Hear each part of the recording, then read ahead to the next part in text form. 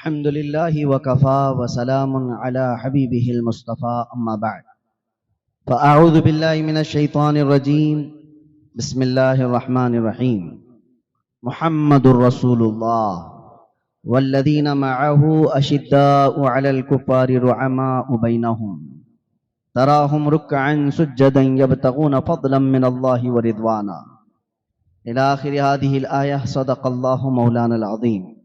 بارگاہ رسالت محاب صلی اللہ علیہ وسلم میں درود پاک کا ہدیہ پیش کریں. اللہم صلی علی سیدنا محمد معدن الجود والکرم وآلہ واصحابہ الکرام وابنہ الکریم وبارک وسلم صلاۃ دائمۃ سرمدا ابدا.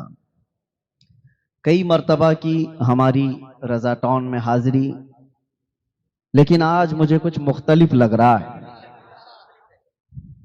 وجہ اس مجمع کو دیکھ کر کے مجھے میرے کچھ سوالوں کا جواب بھی مل رہا ہے. کئی مرتبہ آپ کے سامنے یہاں پر اس مسجد میں اسی ممبر سے میں نے خطاب کیا اور آپ کے سامنے گفتگو ہوئی، بیانات ہوئے. آج کا منظر کچھ عجیب یہ لگتا ہے کہ یہاں بوڑھوں اور جوانوں سے زیادہ بچوں نے قبضہ کیا ہوا ہے. اور یہ ہلکی بات نہیں ہے. جہاں بچے ہوتے ہیں لوگ دامن جھاڑ کر کے نکل جاتے ہیں، لیکن جہاں بچے ہوتے ہیں ہم تو وہاں پہلے پہنچتے ہیں. اب ایک بات سمجھ میں آ رہی ہے، بچوں میں یہ تقریر سننے کا جذبہ، یا عام طور پر ایسا ہوتا ہے کہ مولانا لوگوں سے بچے بھاگتے ہیں، دور ہونا چاہتے ہیں، تھوڑا سا ڈرتے ہیں. لیکن یہاں پر پورا جم غفیر شروع سے لے کر یہاں تک دیکھا جا رہا ہے یہی سب قبضہ کیے ہوئے ہیں. میرے اندر کے کچھ سوالات کہ میں جو سوچتا تھا کہ میں نے ایسا کیا ہلایا کہ جس کی وجہ سے سب ہلے ہوئے ہیں، کس کو اتنا ٹھیس پہنچا یا کس کو کیا تکلیف ہوئی، تو یہ بات سمجھ میں آتی ہے کہ وہ دور کی سوچتے ہیں کہ بوڑھوں کے بڑے مجمع سے وہ انقلاب نہیں آتا جو بچوں سے انقلاب آ سکتا ہے. اسی لیے وہ زبان کو روکو، وہ زبان کو بند کرو جو بچوں کے اندر ایمانی غیرت بیدار کر سکتی ہے. اب ہمیں سمجھ میں آتا ہے کہ ہمارے لیے، ہمارے جلسوں میں، ہمارے پروگراموں میں، ہماری تقریر کے لیے اتنی زیادہ تکلیف کیوں ہوتی ہے کہ پرمیشن نہیں دینا اس کو. وجہ یہ ہے کہ یہ جو مجمع ہے یہ کل کا مستقبل ہے، یہ فیوچر ہے اس امت کا، اور وہ آپ سے زیادہ پڑھے ہوئے لوگ ہیں، اسلام کو زیادہ جانتے ہیں. انہیں پتا ہے کہ اگر بدر کے میدان میں دیکھا جائے تو ابو جہل کو بچوں نے ہی مارا تھا. وہ بچوں کا ڈر تو قائم ہی رہے گا. کفر و شرک کے سینے پر بچوں کا ڈر حضرت معاذ اور معوذ نے قائم کر رکھا ہے، اور یہ قیامت تک رہے گا. آپ اپنے بچوں سے نہیں ڈرتے، لیکن دنیا ڈرتی ہے. اسی لیے کہ ہم نے دیکھا 2021-22 میں وہ پاکھنڈی جو حضور کی شان میں بھونکتا تھا، اس کے گوفے میں ایک 8 سال کا بچہ آ گیا تھا، مسلمان بچہ پانی ڈھونڈتے ہوئے آ گیا تھا. اس نے اتنا ہلہ کر دیا، پوری میڈیا کو بلایا اور کہا ایک آتنکوادی آ گیا. ارے 8 سال کے بچے سے تمہارے لاؤ لشکر کو اتنا ڈر کیسے، اتنا ڈر کیسے؟ وجہ یہی ہے کہ وہ ہم سے زیادہ جانتے ہیں کہ بدر کی تاریخ کیا تھی. ہر بچے میں وہ لگنے لگ جاتا ہے کہ کہیں یہ معاوض و معوض کی شکل میں تو نہیں آ رہا ہے. ابو جہل اسی بات سے بے خبر تھا کہ میرا مقابلہ ہوگا تو پہلوانوں سے ہوگا، بڑے بڑے سرداروں سے ہوگا. اسے یہ خبر تک نہیں تھی کہ اس کے گھوڑے پر بیٹھنے کے بعد صرف چھوٹی عمر کے 2 بچے آ کر اس کو گھوڑے سے گرا بھی دیں گے اور اس کو فنا فی النار بھی کر دیں گے. اس نے مرنے کے وقت یہ کہا تھا مجھے غم اس بات کا نہیں کہ موت آ رہی ہے. عرب لوگ موت سے ڈرتے نہیں ہیں. ابو جہل یہ کہتا ہوا مرا مجھے ڈر اس بات کا نہیں کہ موت آ رہی ہے، بلکہ شرم آ رہی ہے اس بات سے کہ میرا مقابلہ بڑے پہلوانوں سے نہیں ہوا، چھوٹے بچوں سے ہو گیا. چھوٹے بچوں نے مجھے اس دنیا سے ختم کر دیا. بہرحال میرے عزیزوں، ہمارے معاشرے میں اگر یہ انقلاب آ رہا ہے تو اچھے دن اصل میں ہمارے آنے والے ہیں. یہ انقلاب اگر آ رہا ہے، جوان اور بوڑھے کھڑے ہو کر انتظار کرتے رہیں گے اور بچے بازی لے جائیں گے انشاءاللہ. اس لیے کہ 100 سال پہلے اقبال نے کہا تھا، سنا ہے قدسیوں سے میں نے کہ وہ شیر پھر ہوشیار ہوگا. کون سا شیر؟ کون سا شیر ہوشیار ہوگا؟ اقبال کہتا ہے کہ نکل کر کے صحرا سے جس نے الٹ دیا تھا تخت روما کو، صحرا میں رہنے والا وہ جوان، بادیہ نشین، کھجور کھا کر گزارنے والا، پیون لگے کپڑے پہننے والا، لیکن جب وہ نکلا تھا تو روما کے تخت کو الٹ کر رکھ دیا تھا. روم کیا ہے؟ پرشین امپائر اور رومن امپائر دو دنیا کی بڑی طاقتیں تھی. جیسے آج امریکہ اور رشیا کو سمجھتے ہیں لوگ، اس سپر پاور کو گھٹنے ٹیکنے پر مجبور کرنے والی بہت بڑی جماعت نہیں تھی. یہ صحرا سے نکلنے والے وہ جوان ہی تھے. عزیزان گرامی وقار، انقلاب ایمان سے آتا ہے، انقلاب تعداد سے نہیں، انقلاب حب مصطفیٰ سے آتا ہے، انقلاب ہتھیاروں سے نہیں. اسی لیے ہندوستان میں بڑی جماعتیں آ کر، فوجیں آ کر اسلام کی تبلیغ نہیں کی. اسلام میں سب سے بڑا اثر رکھنے والی تبلیغ سرکار غریب نواز کی ہے. وہ حب مصطفیٰ کے ساتھ آئی ہوئی جماعت تھی، وہ توکل علی اللہ کے ساتھ آئی ہوئی جماعت تھی. وہ طاقت ایسی ہے کہ صدیوں اثر رکھتی ہے. آج آپ کی جماعتوں سے ڈر نہیں ہے. تنظیمیں بنی ہوئی ہیں، آپ بھی بنا سکتے ہیں، تنظیمیں بہت بنتی ہیں. ہم نے اسی لیے ہمیں بڑی تنظیم وغیرہ کچھ بنانے سے اسی لیے روکا گیا تھا.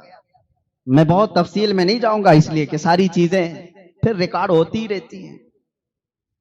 آپ کو ایک بات میں بتاؤں، بڑی تنظیموں سے ڈر نہیں، بڑی طاقتوں سے ڈر نہیں. دنیا ایک بات سے ڈرتی ہے کہ ایمان نہ آ جائے کسی کا، اور وہ ایمان جو انقلاب لاتا ہے وہ بہت عظیم طاقت ہے. میرے عزیزو، آپ کو اندازہ بھی نہیں، آپ کو اندازہ بھی نہیں اس چیز کا.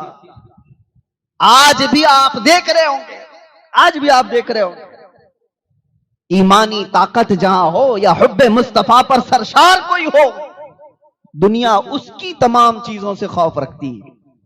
اسرائیل آج دنیا کا وہ ناسور، دنیا کا وہ کینسر جس نے ہر ملک کی سٹڈی کر رکھی ہے کہ کہاں کون سی جماعتیں، کون سی تحریکیں، کون سی تنظیمیں زیادہ اثر رکھتی ہیں.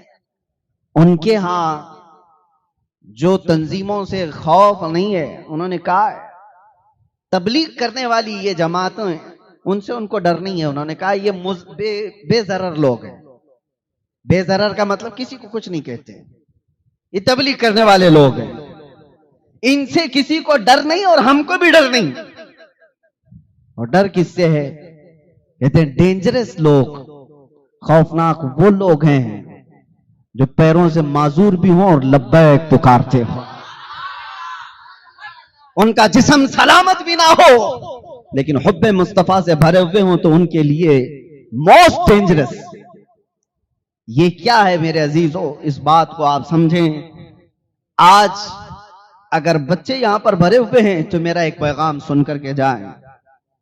اب ہمارے جو بچے تھے، ہمارے جو شاگرد تھے، وہ اب بچوں والے ہو گئے. ان سے بھی میں کہتا ہوں اب مسجدوں کو اکیلے مت جانا، ان کو لے کر کے ہی جایا کرو.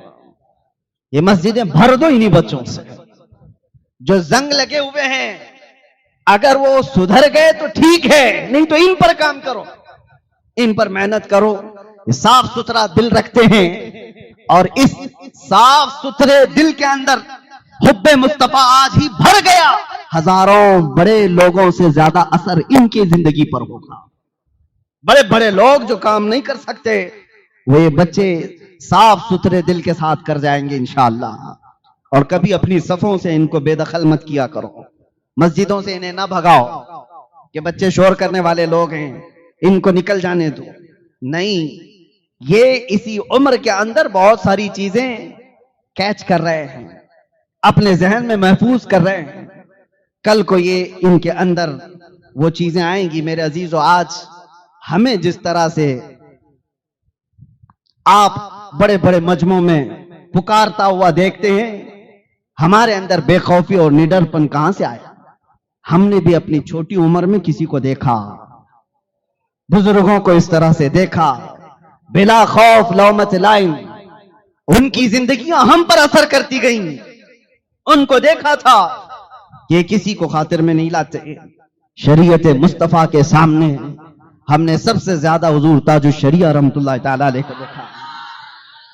वो मिजाज रखते थे। मैं मिस्र में पढ़ने के जमाने में देखता, आप तशरीफ लाए, उस वक्त आपकी बीनाई नहीं थी। बगल में आपके बैठे हुए बहुत बड़े आलिम दीन अजहर में जो हदीस का दर्स भी दिया करते थे, जाम मस्जिदुल अजहर में बुखारी पढ़ाने वाले। लेकिन चूंकि वहां का माहौल है, बड़े बड़े लोग उलमा, वो डॉक्टर भी हैं, पेशे से डॉक्टर भी हैं और बुखारी का दर्स भी देते थे। वो सूट में थे, टाई पहने हुए थे। उनके यहां ये नॉर्मल बात है। टर्की में, मिस्र में आप वहां जाएंगे तो उलमा भी ये सूट बूट में रहते हैं, उनका एक लिबास है। हजरत के बगल में बैठे हुए और अपना एक असर और रसूख रखने वाले। हजरत को आपके मुसाहिबीन में से एक ने कहा कान में कि आपके साथ बैठे हुए ये बड़े अजीम यहाँ के मुहद्दिस भी हैं, बड़े आलिम भी हैं, लेकिन वो टाई पहने हुए बैठे हैं। उसी वक्त हजरत अपना चेहरा सीधा कर लिया और सीधे अरबी में उनसे दो टोक कह दिया, ये नहीं देखा कि मैं यहां मिस्र में मेहमान बन के आया हूं, ये नहीं देखा कि मैं 4 दिन के दौरे पर आया हूं, मुल्क इनका है, असर इनका है, इन्फ्लुएंस इनका ज्यादा है। जो शरीयत कहती थी कह दिया।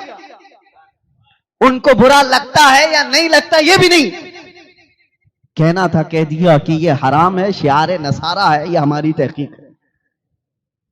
हम उस वक्त थोड़ा सा सहमे हुए थे कि पता नहीं महफिल क्या हो जाएगी। वो बिगड़ करके चले गए तो क्या होगा हमारा सबका?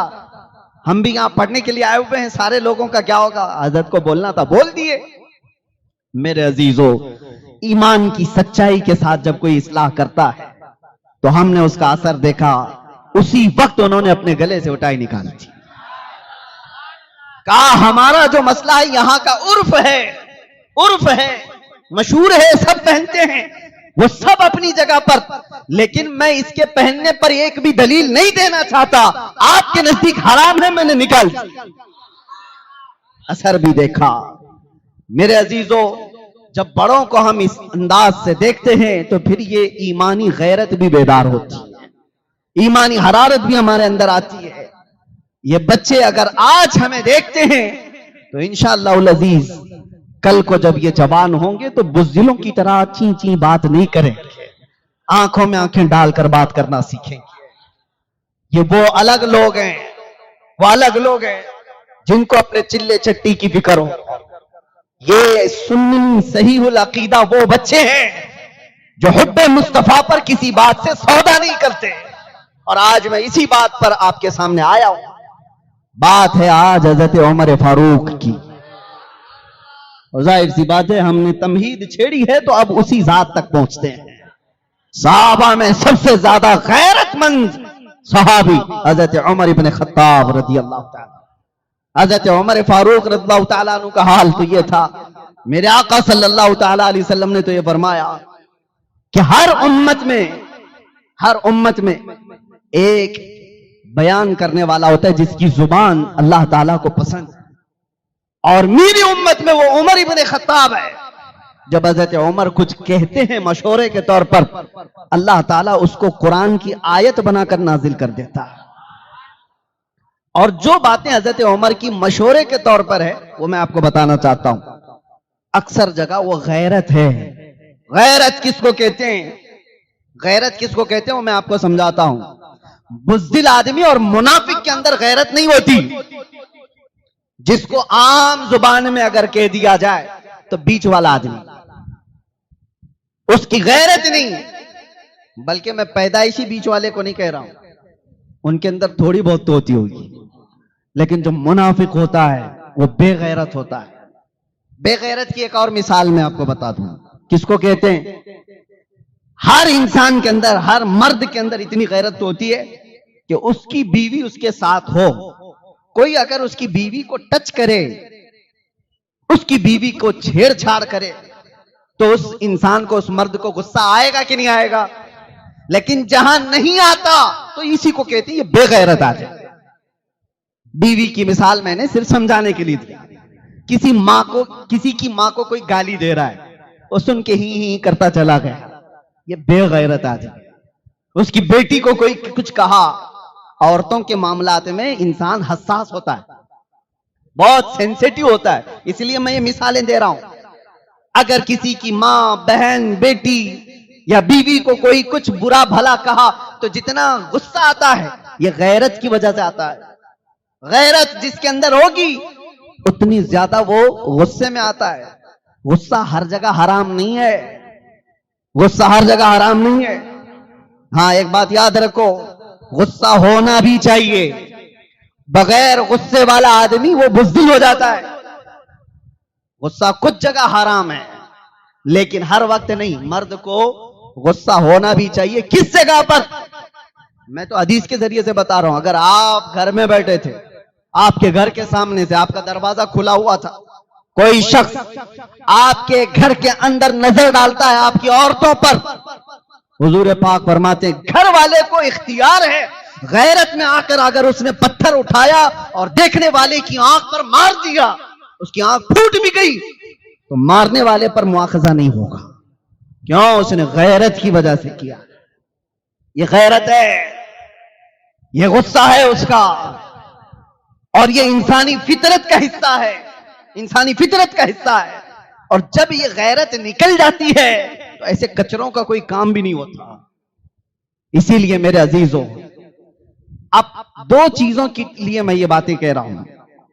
اپنی جب کبھی کوئی کمیٹی بنانا ہو, اور جب کبھی تمہیں دوستی کرنا ہو, اور جب کبھی تمہیں کسی سے رشتہ کرنا ہو, یہ تین جگہوں پر غیرت سب سے پہلے دیکھو اس کے اندر کتنی.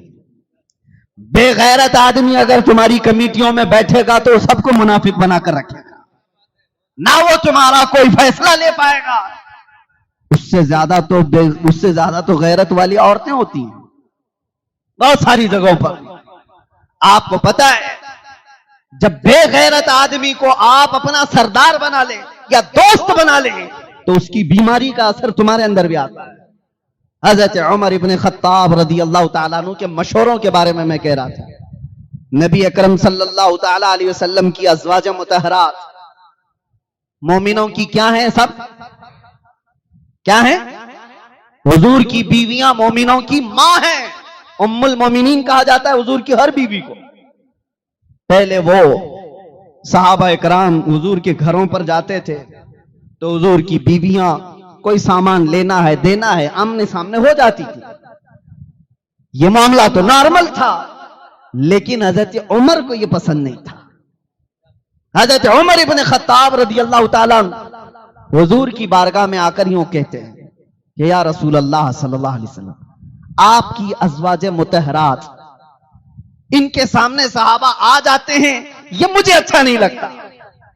صحابہ دنیا کے سب سے اچھے لوگ ہیں جن کی نگاہیں خطا نہیں کریں گی, اور خطا کریں بھی تو کس کے ساتھ؟ وہ تو امت کی مائیں ہیں. ماں کے پاس تو بچہ جا ہی سکتا ہے. ساری دلیلیں ایک طرف, لیکن غیرت عمر ایک طرف. حضرت عمر کی غیرت میرے نبی کی بیویاں ہیں, عام نہیں ہیں. تو یہ حضرت عمر نے آ کر مشورتاً حضور کی بارگاہ میں عرض کیا. اسی رات کو جبرائیل امین آیت لے کر نازل ہو گئے, یا نساء النبی لستن کاحد من النساء, اے نبی کی بیویوں تم عام عورتوں کی طرح نہیں ہو, عام عورتوں کی طرح نہیں ہو. پھر اللہ نے حکم نازل فرما دیا, اے لوگو وَإِذَا سَأَلْتُمُوهُنَّ مَتَاعًا فَاسْأَلُوهُنَّ مِنْ وَرَاءِ حِجَابٍ, جب تمہیں کسی بات کا سوال کرنا ہے نبی کی بیویوں سے یا کچھ مانگنا ہے تو آج کے بعد پردے کے پیچھے کھڑے ہو کر کے مانگو. یہ غیرت عمر ہے. عمر ابن خطاب رضی اللہ تعالیٰ عنہ کی غیرت نے وہ چیز, حضور پاک صلی اللہ تعالیٰ علیہ وسلم نے ایک خواب دیکھ کر کے یہ بھی تو فرمایا تھا کہ میں نے دیکھا کہ عمر ابن خطاب رضی اللہ تعالیٰ عنہ کے متعلق کہ ان کا جبہ زمین تک لگا ہوا تھا, تو حضرت عمر نے پوچھا کہ یہ اس خواب کی تعبیر کیا ہے؟ نبی پاک صلی اللہ علیہ وسلم نے فرمایا عمر یہ تمہاری غیرت کی تعبیر ہے، غیرت کی تعبیر ہے۔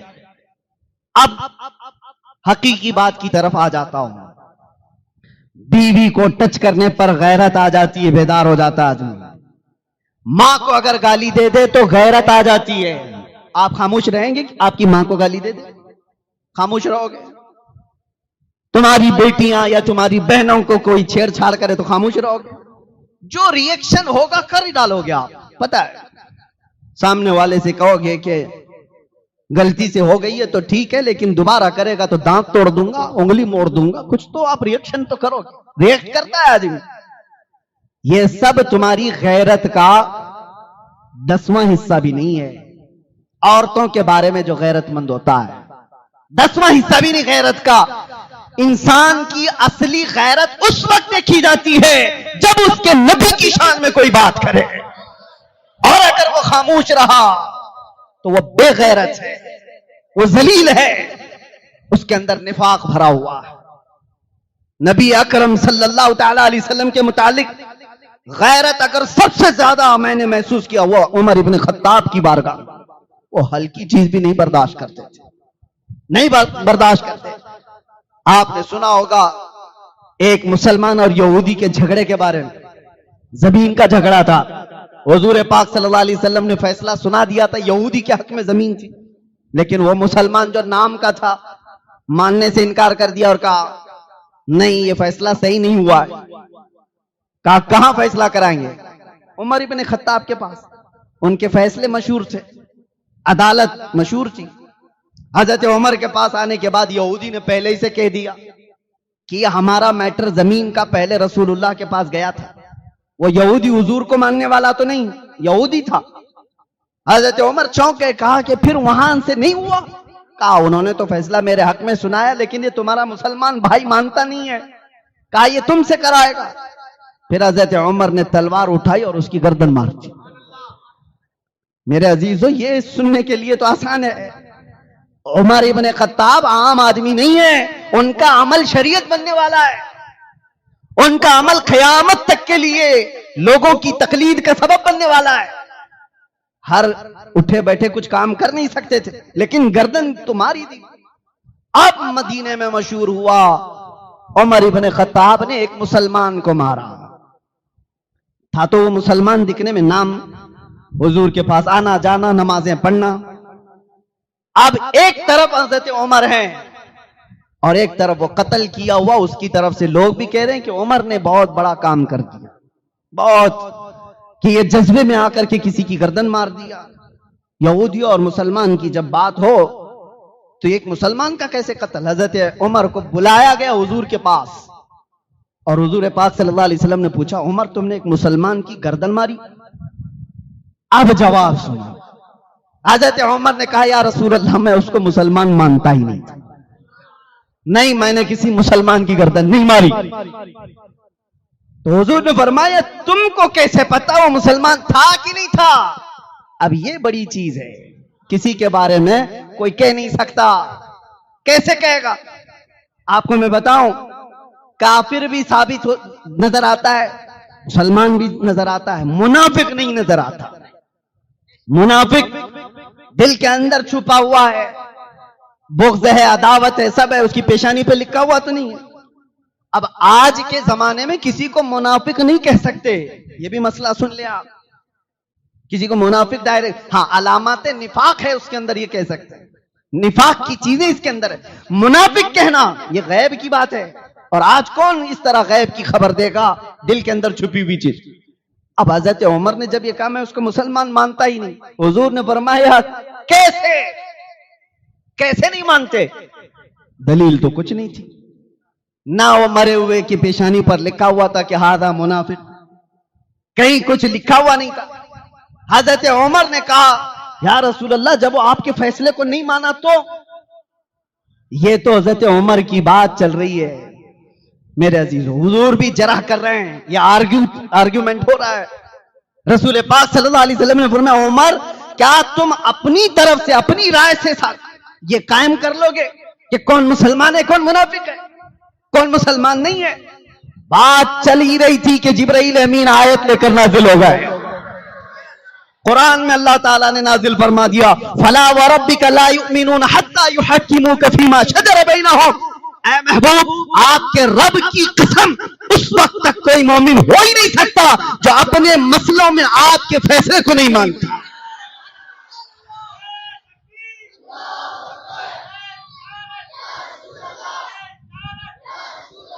यह हजरत उमर की गैरत थी, कर दिया जो करना था, लेकिन दलील के लिए कुछ था नहीं कि मरा हुआ मुनाफिक है। लेकिन कोई दलील के लिए साथ में हो या ना हो, मेरा रब हजरत उमर की गवाही देते हुए कुरान में आयत नाजिल फरमा। कुरान में आयत आके आज भी तिलावत कर रहे हैं। और फिर ये मसला बन गया शरीयत तक के लिए, शरीयत कयामत तक के लिए ये दलील बन गई। अजीजान गिरामी वखार, ये कौन सी बात है जो हजरत उमर को इतना बड़ा काम करने पर आमादा कर गई? वो हजरत उमर की जलाल, रौब, तमकनत, उनके दबदबे को ही लोग सुने होंगे, लेकिन जितने वो नरम दिल थे, आपको अंदाजा है? बहुत नरम दिल थे, बहुत नरम दिल। इतने कि जब रात को वो मुसल्ले पर रोते थे, उनके आंखों के नीचे पूरे काले हल्के पड़ गए थे। दिल की नरमी इतनी थी। लेकिन दिल की नरमी होने का मतलब यह नहीं है कि हुब्बे मुस्तफा पर भी आदमी नरम हो जाए। आज कुछ लोगों ने यह बात लोगों में मशहूर कर रखी है। सूफी का मतलब होता है नरम रब्बल वाला बॉल, गेंद। उस सूफी का मतलब होता है कुछ नहीं करता हो, अल्लाह अल्लाह करता रहता है, अल्लाह अल्लाह करता रहता है। मेरे अजीजों, वो सूफी कौन सा है जो सिर्फ और सिर्फ सर झुकाए बैठा रहे? दुनिया का सबसे बड़ा सूफी तो करबला के मैदान में था। इमाम हुसैन से बड़ा सूफी कौन है? उनका नाम लेकर के रोटियां तोड़ने वाले, उनके नाम पर अपनी दुकानें चलाने वाले सूफी कहते हैं। और तुम्हें डर आती है, डर लगता है इमाम हुसैन की तरह बात करने के लिए। इनके किरदार हैं यजीदियों के, बात करते हैं हुसैन की। मैं ऐसे सूफियों को नहीं मानता। सूफी वही होगा जो हुब्बे मुस्तफा पर जलाल आए और ईमान वालों के साथ वो दिल के अंदर नरमी रखे। हाँ, सूफी वही है। नरम दिल तो होना ही चाहिए। लोगों ने एक अलग कॉन्सेप्ट बना करके रखा है। सूफी तसव्वुफ का मतलब है दुनिया छोड़ करके रहना, किसी को कुछ नहीं कहना, किसी को कुछ नहीं कहना। ये तो ऐसी है। एक सूफी साहब के बारे में सुना, खेत में बैठे रहते थे, भुट्टे की खेत थी उनकी, मकई की, और एक गधा आता था, खेत चरने लग जाता था, और ये तस्बीह हिलाते बैठे हुए हैं, तस्बीह भी पढ़ रहे हैं, और यहीं से अल्लाह बचा ले मेरे खेत को, अल्लाह बचा ले मेरे खेत को, अल्लाह बचा ले मेरे खेत को। वो गधा है, चर के चला जाता था। कुछ मोहल्ले के जवान थे, ओल्ड डुबली वाले, वो सूफी साहब को रोज देख रहे थे। कहा ये पीर साहब रोज तस्बीह घुमा रहे हैं और ये गधा चर के चला जाता है। एक दिन देखा, 2 दिन देखा, 4 दिन, इनकी तस्बीह नहीं खत्म होती और गधा खाना नहीं छोड़ता। आधा खेत खत्म हो गया था। 5 दिन के बाद ये नौजवान लोग एक बड़ा डंडा लेकर के आए, और उसके बाद आए, जैसी गधा खेत में आया, गधे को इधर से मारा, उधर से मारा, इधर से मारा, उधर से मारा। गधा चीखते चीखते जख्मी होकर भाग गया, खेत महफूज हो गया, बच गया। सूफी साहब के पास आए जवान लोग, कहा कि हजरत हर काम तस्बीह से नहीं होता, कुछ कामों के लिए डंडे भी चाहिए। हमारा दीन तस्बीह, तहलील, जिक्र, अज़कार, वज़ाइफ सब है हमारे यहाँ। यह हमारे दिलों को नरम करने के लिए, हमारे दिलों को पाक करने के लिए। अगर सब कुछ जिक्र, अज़कार, तस्बीह, तहलील से ही होता तो मेरे मुस्तफा ये सहाबा को लेकर मदीने में बैठ जाते, बदर क्यों जाते, उहद क्यों जाते, खंदक क्यों खोदते पेट पर पत्थर बांधकर। अजीज़ान गिरामी वक़ार, ये दीन का मिजाज है, मेरे दीन का मिजाज है। हर काम सिर्फ तस्बीह और तहलील से नहीं, कुछ कामों के लिए तुम्हारी ईमानी गैरत की जरूरत है। अब मैं ये नहीं कहता कि सब डंडे लेकर के निकलो। हाँ नौजवानों, आपसे मैं ये नहीं कह रहा کہ ہتھیار لے کر کے نکلو، ایمانی غیرت تو پیدا کرو. تمہارے اندر اگر ایمانی غیرت ہوگی تو اس کا رعب اتنا ہوتا ہے کہ کیڑے مکوڑے ویسے ہی ڈرنے لگتے ہیں. بات یہ ہے کہ جب شیر شکار چھوڑ دیتا ہے تو پھر وہ کتوں کی طرح جینے لگ جاتا ہے. اس کا کوئی رعب نہیں ہوتا، اس کا کوئی دبدبا نہیں ہوتا. آپ کو یہ نہیں کہا جا رہا ہے کہ شکار کرنے لگو، لیکن اپنے اندر اتنی ایمانی غیرت باقی رکھو، اتنی ایمانی غیرت باقی رکھو کہ دنیا کو یہ سمجھ میں آئے کہ اس کے ساتھ جو کچھ بھی کر لیں، لیکن اس کی ایمانی غیرت جب بیدار ہوتی ہے تو یہ بہت بڑا انقلاب اور ایک بہت بڑی سونامی لے کے آ سکتا ہے. عزیزان گرامی وقار، سیدنا عمر ابن خطاب رضی اللہ تعالیٰ عنہ کی ایمانی غیرت آپ کو بتا رہا ہوں. آپ دو چیزوں کا ایک بہت بڑا حکم دے کر کے گئے. میں پڑھ رہا تھا آپ کی سیرت میں، مجھے بہت اچھی چیز لگی. آپ فرماتے ہیں دو چیزوں سے مجھے ڈر ہی نہیں، ایک چیز سے ڈر لگتا ہے. عمر ابن خطاب کہا دو چیزوں سے بالکل میں پازیٹیو ہوں، ڈر نہیں. کہا کون سی؟ کہا ایک ایمان والا وہ جو اپنا ایمان ظاہر کرتا ہے، اپنا ایمان ظاہر کرتا ہے، وہ بہت اچھا آدمی ہے، مجھے اس سے ڈر نہیں. اور دوسرا وہ کافر جو اپنے کفر کا اظہار بھی کرتا ہے، اس سے بھی ڈر نہیں. کھلا ہوا کافر ہے، کہہ بھی رہا ہے. حضرت عمر کہتے ہیں ڈر اس سے لگتا ہے جو جماعت میں ہوتا ہے، ایمان دکھاتا ہے اور کفر چھپاتا ہے، اس سے ڈر لگتا ہے. اور یہی امت کے لیے سب سے خطرناک ترین جماعت ہے. اللہ تعالیٰ نے ان کی مذمت میں پہلے پارے میں 13 آیتیں نازل فرمائی. ایمان والوں کے متعلق 5 آیتیں، کفار کے لیے 2 آیتیں، اور منافقین کے لیے 13 آیتیں مسلسل. اس سے اندازہ ہوتا ہے اب یہ منافقت آتی کہاں سے ہے؟ یہ بے غیرت آدمیوں کے اندر زیادہ آتی ہے. بے غیرت لوگ کون ہوتے ہیں؟ اور اس کی ایک اور بات آپ کو بھی سمجھا کر کے جاتا ہوں آج کل کے ماحول کے اعتبار سے. میری یہ بات بہت توجہ سے سننا. ایک معاملہ حضرت عمر ابن خطاب کے پاس آیا. ایک شخص کے ساتھ معاملات کرنا تھا، اس کے بارے میں کسی کی گواہی لینی تھی، کسی کی گواہی لینی تھی. حضرت عمر نے لوگوں سے پوچھا مدینے میں کوئی اس کی گواہی دے گا کہ یہ آدمی اچھا ہے، اس سے معاملات کر سکتے ہیں. تو ایک صحابی کھڑے ہو گئے، کہا کہ امیر المومنین میں اس کی گواہی دیتا ہوں. اب سنو کون کس کی گواہی دے سکتا ہے؟ حضرت عمر نے سب سے پہلے ان سے پوچھا تم اس کے اچھے اور سچے ہونے کی گواہی دے رہے ہو؟ سب سے پہلے یہ بتاؤ کیا تم اس کے پڑوسی ہو؟ پڑوسی جانتا ہے. انہوں نے کہا نہیں میں پڑوسی تو نہیں ہوں. دوسرا سوال حضرت عمر نے کہا، بہت اہم بات کہہ رہا ہوں میں آپ سے، کہا کیا تم نے کبھی اس سے کوئی لین دین کیا ہے؟ انہوں نے کہا نہیں لین دین بھی نہیں کیا. کسی کے بارے میں توجہ چاہتا ہوں، لین دین کیا ہوا ہوگا تو پتہ چل جائے گا کہ کیسا ہے. تیسرا سوال حضرت عمر نے کیا، کیا تم نے کبھی اس کے ساتھ سفر کیا ہے؟ انہوں نے کہا نہیں میں سفر بھی نہیں کیا.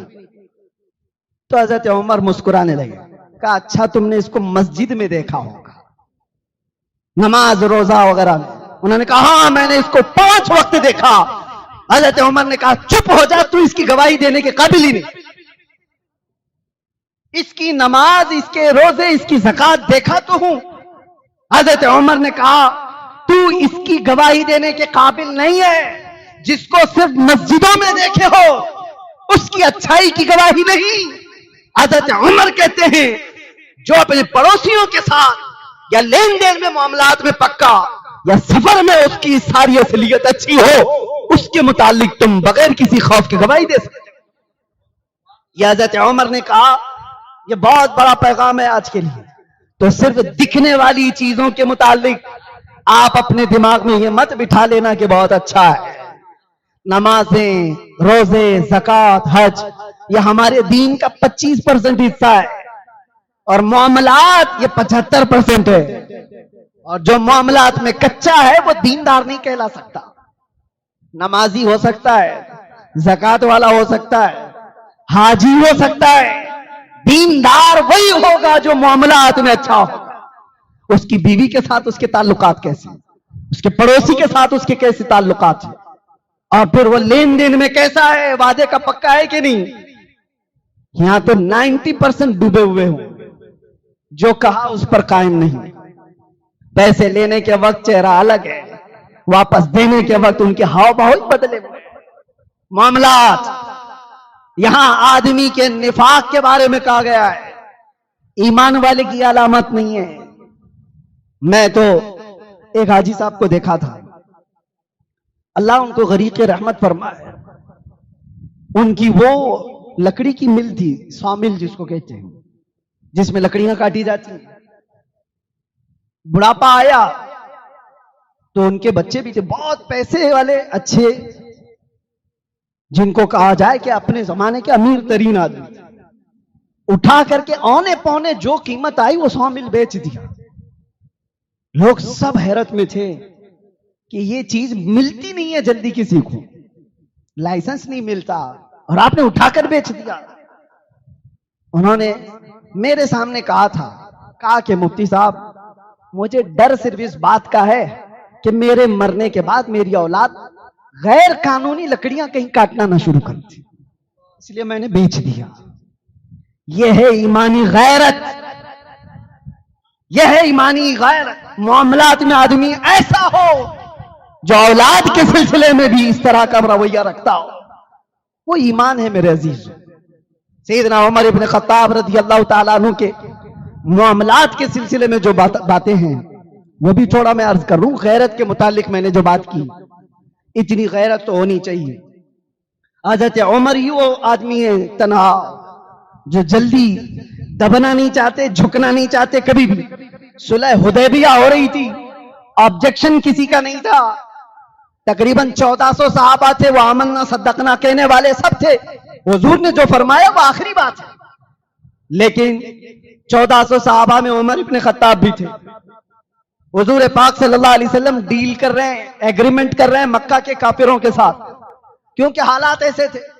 مکہ والوں نے رسول اللہ کو اور صحابہ کو مکہ سے 35 کلومیٹر دور روک دیا تھا کہ آپ عمرہ نہیں کر سکتے, احرام اتار کر کے واپس چلے جاؤ مدینے, اپنے جانوروں کو یہیں ذبح کر دو, اور اگلے سال آنا بغیر ہتھیار کے.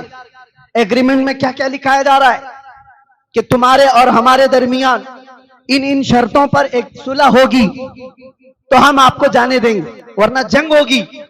حضور نے فرمایا جنگ نہیں کرنا ہے, صلح کرنا.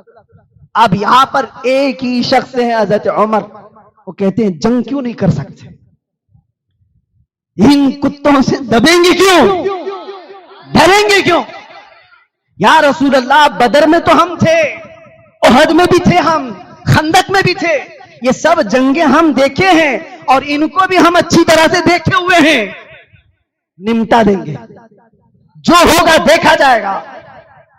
حضرت عمر کی غیرت تھی, وہ کہہ رہے تھے کہ ان سے دب کر کے کیوں رسول اللہ صلی اللہ علیہ وسلم کریں گے, مگر وہ میرے نبی کی نظر تھی, وہ اللہ کی طرف سے وحی کی ہوئی نظر تھی. آپ فرما رہے تھے عمر میں جو دیکھ رہا ہوں وہ تم نہیں دیکھ سکتے. دل کو اس وقت تک اطمینان نہیں آ رہا تھا. صحابہ کو جا جا کر کے عمر ابن خطاب کیا کہہ رہے تھے, چلو سب کے سب مل کے حضور سے کہتے ہیں ہم سب لڑنے کے لیے تیار ہیں, مرنے کے لیے تیار ہیں, بغیر عمرہ کیے ہوئے کیوں ہم بال کٹا لیں, یہاں پر کیوں اپنے احرام اتاریں. سارے صحابہ کوئی آنے کو تیار نہیں. کیا حضور نے فرما دیا, اب اس کے بعد کیا کہیں گے. چند لوگ کہہ رہے تھے چلو عمر ایک کام کرتے ہیں, ابو بکر صدیق کو منا لیتے, اور ابو بکر صدیق کو اپنی طرف کر کے رسول اللہ کے پاس لے کے چلیں گے, اور رسول اللہ ابو بکر صدیق کے مشورے کو رد نہیں کریں گے. تو یہ سوچ کر کے حضرت عمر گئے ابو بکر صدیق کے پاس اور سنانے لگ گئے کہ ابو بکر آپ دیکھ نہیں رہے, ایسی ایسی صلح ہو رہی ہے کہ مدینے سے کوئی آئے گا مکہ بھاگ کر کے تو یہ واپس نہیں کریں گے, اور مکہ سے کوئی ہمارے پاس آیا تو ہمیں واپس کرنا پڑے گا. بہت ساری ایسی دبی ہوئی شرطیں تھیں, عمرہ نہیں کرنے دیں گے اس سال, اور اگلے سال آئے بھی تو بغیر کسی ہتھیار کے آئیں گے, حفاظت کے لیے بھی کچھ نہیں رکھیں گے. یہ سب کیا باتیں ہیں. ابو بکر چلو ہم چل کر کے کہتے ہیں حضور کی بارگاہ میں کہ ہم لڑنے کے لیے تیار ہیں، جنگ کریں گے، اس کے بعد عمرہ بھی کریں گے۔ حضرت عمر کو جو جو بولنا تھا بول گئے۔ یہ غیرت کی بات تھی، یہ غیرت ہے، اور جہاں صداقت کمال پر ہوگی وہ صدیق اکبر کی تھی۔ غیرت الگ معاملات کراتی ہے، یہ کیا ہے؟ کوئک معاملات، ابھی دیکھا ابھی مار دوں گا۔ اور ایک ہے توکل اور صداقت کی ذات۔ صدیق اکبر نے عمر ابن خطاب کے کندھوں کو پکڑا اور جھنجھوڑ کر کے ہلا دیا، اور کیا سخت جملے کہے تھے جانتے ہو؟ اس دن بڑے سخت جملے کہا تھا، الزم غرضک یا عمر، کہا اے عمر زبان سنبھال کر کے بات کر، وہ رسول اللہ کا فیصلہ ہے، وہ رسول اللہ کا فیصلہ ہے۔ وہ تو کہہ رہے احرام اتار کر واپس مدینے چلے جاؤ، قسم رب ذوالجلال کی ہمارا ایمان یہ ہے، مصطفیٰ کہتے گردن اتار کر مدینے جاؤ تو بھی اتار کر جائیں۔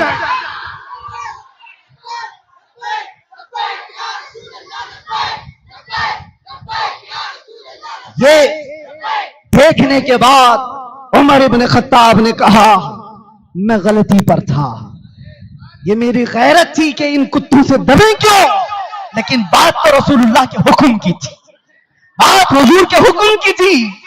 اس کے بعد پلٹ آئے اور زندگی پر کہتے تھے ایمان کہیں پر میں نے دیکھا ہے تو ابو بکر کی زندگی میں دیکھا۔ میرے عزیزو، غیرت یہ اپنا معاملہ کراتی ہے، لیکن صداقت جو ہے وہ حب مصطفیٰ کے ساتھ وہ صدیق اکبر میں کوٹ کوٹ اور بھری ہوئی تھی۔ یہی بات ہے کہ حضرت عمر ابن خطاب رضی اللہ تعالیٰ عنہ نے جینا ایسے سکھایا ہے، اور غیرت کی جہاں جہاں مثالیں ملیں گی میں فخر سے سینہ چوڑا ہوتا ہے۔ جوانوں اگر پڑھنا ہے تو عمر ابن خطاب کو پڑھو، بیماریاں ختم ہو جائیں گی بزدلی کی۔ جو ڈر سہم کے ساتھ جیتے ہو عمر ابن خطاب کو پڑھو۔ مجھے ایک بات یاد آتی ہے، ایک نوجوان وہ ایمان قبول کیا ہوا ابھی چند سالوں پہلے، اور اس نے آ کر مجھ سے کہا کہ میں داخل اسلام ہوا ہوں، مجھے نام رکھنا ہے۔ تو میں نے کہا آپ کو کیا نام پسند ہے؟ اس نئے مسلمان نے کہا میں عمر نام رکھنا چاہتا ہوں۔ کہا وجہ کیا ہے اس کی؟ بہت سارے نام ہیں۔ کہا اس لیے کہ اب میری زندگی جو شروع ہو رہی ہے وہ سٹرگل لائف ہے، پیچھے سارے لوگ دشمنی کریں گے، مار بھی سکتے ہیں، کچھ بھی کر سکتے ہیں، اور ان حالات میں میں یہ نام اس لیے رکھنا چاہتا ہوں تاکہ یہ نام اتنا اثر کرے کہ میں ان کے مقابلے میں بزدل نہ بنوں، دبا ہوا نہ رہوں۔ یہ نئے لوگوں کے دل میں یہ بات ہے میرے عزیز۔ عمر ابن خطاب کو پڑھو، احد کے میدان میں ہوا کیا تھا پتہ ہے آپ کو؟ جنگ پاسا پلٹ گیا تھا، جیتی ہوئی جنگ ہار گئے تھے۔ پہلے تو صحابہ نے ان کو اچھی طرح سے مارا، بھگایا، میدان چھوڑ کر کے بھاگ گئے، اور میدان میں جب سب بھاگ گئے تھے تو مال غنیمت صحابہ جمع کر رہے تھے۔ حضور نے فرمایا تھا ایک جبل رمات چھوٹی سی پہاڑی پر 50 تیر انداز صحابہ کو کھڑا کیا تھا۔ حضور نے فرمایا تھا جب تک میں نہیں کہوں اترنا نہیں۔ جنگ ختم ہو گئی تو وہ 50 تیر انداز صحابہ آپس میں کہنے لگے، حضور نے جنگ ختم ہونے تک کے لیے کہا تھا چلو اترتے ہیں، ہم بھی مال غنیمت جمع کرتے ہیں، لیکن کچھ صحابہ نے کہا نہیں ابھی رکو، حضور کا فرمان آیا نہیں۔ انہی باتوں میں 40 صحابہ اتر گئے۔ وہ لوکیشن جو تھا بہت ہاٹ لوکیشن تھا جنگ کے لیے، اور جیسے ہی وہ پہاڑی خالی ہوئی اس وقت خالد بن ولید کافروں کی طرف سے 200 گھڑ سواروں کو پیچھے سے لا کر کے انہوں نے حملہ کیا اور بھاگے ہوئے بھی واپس آ گئے۔ مسلمان بیچ میں پس گئے، اور ایسا کہ یہ جیتی ہوئی جنگ شکست میں بدلی 70 صحابہ کی شہادت۔ وہ بڑی دردناک جنگ ہے جس میں امیر حمزہ کا سینہ چیر کر کے کلیجہ چبایا گیا تھا، جس میں حضرت سعد ابن ربیع کو پیٹ کو پھاڑ دیا گیا تھا، جس میں انس بن نزیر کو سوائے انگلی کے کچھ نہیں ملا، ان کا پورے جسم کو رون دیا گیا تھا۔ یہی وہ جنگ ہے جس میں عبداللہ بن جہش کے جسم کے 80 ٹکڑے کر کے ہار میں پیرو کر کے پہنا تھا، رسی میں ڈال کر کے۔ جنگ بڑی سخت تھی۔ یہی وہ جنگ ہے جس میں हुजूर पाक सल्लल्लाहु अलैहि वसल्लम के 2 दांत मुबारक भी शहीद हुए। ऐसे हालात थे। अब सुनिए जो बात मैं कहने जा रहा हूं। बात तो ये थी, इसी बात ने हमारे हौसलों को जवान कर रखा है। ओहद के मैदान में नुकसान तो बहुत था। हुजूर पाक सल्लल्लाहु अलैहि वसल्लम को सहाबा लेकर के ओहद पहाड़ के अंदर एक छोटा सा गार नुमा हिस्सा था, वहां पर पहुंच गए। अब जब वो आराम करने लगे तो इधर अफवाह मशहूर हो गई कि रसूलुल्लाह का कत्ल हो गया। मुआज़ल्लाह, काफिरों में यह अफवाह फैला दी गई कि मोहम्मद सल्लल्लाहु अलैहि वसल्लम, अबू बकर और उमर का इंतकाल हो गया, उनका कत्ल हो चुका। कुफार और मुशरिकीन जोश में भरे हुए थे। और उस वक्त जब ये लोग नारा लगाने लगे कि मोहम्मद का कत्ल हो गया, अबू बकर का कत्ल हो गया, उमर का कत्ल हो गया, जब यह अफवाह फैली हुई थी, उस वक्त रसूलुल्लाह सल्लल्लाहु अलैहि वसल्लम जख्मी हालत में थे और उहद के उस खो में जो छोटा सा एक गारनुमा था, बैठे हुए थे, सुन रहे थे। उस वक्त उनकी बातों को सुन करके, सूफियों सुनो, सूफी कौन होता है? ये नहीं कहा कि कह लेने दो, छोड़ो, देखा जाएगा बाद में। हुजूर ने उनकी बातें सुनी, उसी वक्त कहा उमर कहाँ है? हजरत उमर फौरन पीछे से आए, कहा या रसूल अल्लाह लब्बैक, हाजिर हो। हुजूर ने फरमाया उमर जवाब दो उनका, वो मैदान में जो बक रहे हैं उसका जवाब दो। जवाब देना भी सुन्नत मुस्तफा है, इसलिए हम जवाब देते हैं। हजरत उमर ने जवाब भी क्या दिया वो सुनो। जब वो कह रहे थे मोहम्मद का, अबू बकर का, उमर का कत्ल हो चुका, मुआज़ल्लाह रब्बिल आलमीन, तब हजरत उमर ने पुकार कर कहा अबू सुफियान, फला बिन फला, जिनके नाम लेने थे, कहा सुनो, मोहम्मद सल्लल्लाहु अलैहि वसल्लम भी जिंदा हैं, अबू बकर भी जिंदा हैं, उमर भी जिंदा हैं, और तुम्हारी आंखों में गड़ते रहेंगे, तुम्हारे दिलों पर चुभते रहेंगे। वो शौक में रह गए कि ये लोग जिंदा हैं। तो उसके बाद फिर नारा लगने लगा उधर से, का उल हुबुल, उनके एक बुत का नाम था, उनके खुदा का नाम था हुबुल। उसको नारा लगाते हुए कहने लगे जय हो, जिंदा हो, जिंदाबाद के नारे, कि हमारे खुदा की जिंदाबाद या जय हो, उसकी वजह से हम जीते हैं। तो हजरत उमर रज़ी अल्लाह ताला अन्हु ने जवाब में कहा अल्लाहु अकबर, अल्लाहु अकबर, अल्लाह सबसे बड़ा है, अल्लाह सबसे बड़ा है। फिर उधर से सवाल, एक और नारा लगा। नारे का जवाब भी देना जरूरी है। हाँ, ये जालिम काफिरों ने जब कहा लना उस्सा वला उस्सा लकुम, उस्सा भी उनके एक खुदा का नाम था, उन्होंने कहा सुनो उमर, हमारे पास तो उस्सा है जिसने हमें यहां इज्जत दी, तुम्हारे पास उस्सा नहीं है। हज़रत उमर ने क्या कहा? जवाब में कहा अल्लाह मौलाना वला मौला लकुम, अल्लाह हमारा मौला है, तुम्हारे पास कुछ नहीं। ये जवाब सुनो, ये गैरत है। जख्मी है, 70 शहीद हो चुके। अब उधर से सवाल, एक और नारा लगा, तवज्जो, एक और नारा लगा। अबू सुफियान ने कहा उमर, हिसाब बराबर हो गया, बदर में हमारे 70 तुमने मारे थे, उहद में 70 तुम्हारे हमने मारे, हिसाब बराबर। हजरत उमर ने चीख करके कहा अबू सुफियान कान खोल कर सुन ले, कोई हिसाब बराबर नहीं, वजह यह है तुम्हारे 70 जहन्नम में, हमारे 70 जन्नत में।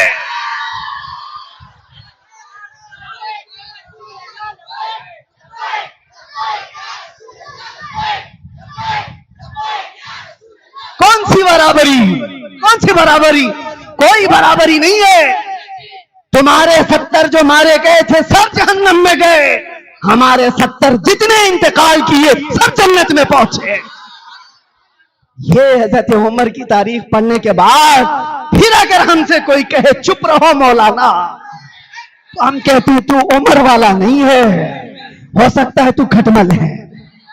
उमर वाला होगा, जवाब तो देगा। آپ کے اندر بھی میں چاہتا ہوں غیرت ایمانی اتنی رکھو، بیوی کے لیے، ماں کے لیے، بیٹی اور بہن کے لیے رکھ سکتا ہے تو میرے عزیز یہ رشتے تو قبر میں جانے سے پہلے ختم ہو جاتے ہیں، اس رشتے کے لیے کتنی غیرت ہونی چاہیے جو قبر میں بھی ساتھ دے اور حشر میں بھی ساتھ، جو ہماری شفاعت کرنے والا ہو، جو قبر میں آنے کے بعد نکیرین کو ہمارے سوالات جوابات کے لیے آسانی کرنے والا ہو۔ ارے جو مصطفیٰ میدان قیامت میں یہ بیان کرتے ہوں کہ تم میدان قیامت میں مجھے دیکھنا، میری کیفیت یہ ہوگی، میرے ایک کندھے پر چادر ہوگی جو کھسک کر کے گر رہی ہوگی اور میں اپنے ایک ہاتھ سے چادر سنبھال رہا ہوں گا اور دوسرے ہاتھ سے اپنی امتی کو پکڑ کر جنت میں لے جا رہا ہوں گا۔ جو نہ بھولا ہم غریبوں کو رضا، یاد اس کی اپنی عادت کیجئے، ان کے لیے کتنی غیرت ہونی چاہیے، اس مصطفیٰ کے لیے کتنی غیرت ہونی چاہیے۔ اب آخری بات عرض کروں، حضرت عمر کا کوئی ذکر ختم ہونے والا نہیں، لیکن یہ دوا ہے، میں دوا دے کر کے جا رہا ہوں۔ ظاہر سی بات ہے آپ کو بھی یہ نسخہ دیتا ہوں، حضرت مفتی شکیل صاحب سے بھی کہوں گا، جب کبھی آپ پھسپھساپن دیکھیں تو اسپرے ماریں اور حضرت عمر کا نام جاپ کریں، انشاءاللہ العزیز یہ پلپلاپن ختم ہوگا۔ اگر بے غیرت نہیں ہے تو، منافق نہیں ہے تو، ایمان والا ان باتوں کو سنتا ہے اس کے ایمان میں اضافہ ہوتا ہے۔ بے غیرت سنے گا تو اس کو کیا مطلب ہے، اس کا کوئی لینا دینا نہیں۔ ایک بات جو عرض کر رہا ہوں، اب یہ بھی غیرت اور کیسے یقین کی بات ہے۔ حضور بیٹھے ہوئے ہیں، صحابہ کو قبر کے حالات سنا رہے ہیں، مرنے کے بعد میت قبر میں جائے گی، دو فرشتے آئیں گے، نیلی آنکھوں والے، کالے چہرے والے، منکر نکیر، اور سخت ترین سوالات کریں گے۔ تمہارا رب کون ہے، تمہارا دین کیا ہے، یہ سوالات کر رہے ہوں گے، اور حضور پاک صلی اللہ علیہ وسلم کو دکھا کر پوچھیں گے ان کے بارے میں کیا کہتا ہے۔ سب کو پتا ہے جب رسول کریم صلی اللہ علیہ وسلم یہ بتا رہے تھے تو رقت تاری تھی سب کے اوپر، دل کانپ رہا تھا، آنکھیں رو رہی تھی۔ اچانک رسول اللہ صلی اللہ علیہ وسلم نے عمر ابن خطاب سے پوچھا، اے عمر، تم جب قبر میں جاؤ گے یہ فرشتے آئیں گے تو کیا جواب دو گے؟ سوالات جوابات سب کے ہوں گے، تم کیا جواب دو گے؟ حضرت عمر نے جوابات نہیں دیے کہ کیا دینا ہے، پہلے یہ پوچھا، یا رسول اللہ پہلے آپ یہ بتائیں، آج جو میں آپ سے محبت کرتا ہوں کیا میرے مرنے کے بعد قبر میں بھی یہ محبت باقی رہے گی؟ آپ ہیں کہ نہیں ہیں؟ آپ رہیں گے کہ نہیں؟ آپ دل میں ہیں؟ حضور نے فرمایا، عمر، دنیا کی محبتیں موت کے بعد ختم کر دی جاتی ہیں، مجھ سے جو محبت کرتا ہے وہ میدان قیامت تک باقی ہے، جنت تک باقی رہنے والی ہے، قبر میں بھی رہے گی، حشر میں بھی محبت رہے گی۔ حضرت عمر کھڑے ہو گئے، وجد کرتے ہوئے کہا، یا رسول اللہ، پھر یہ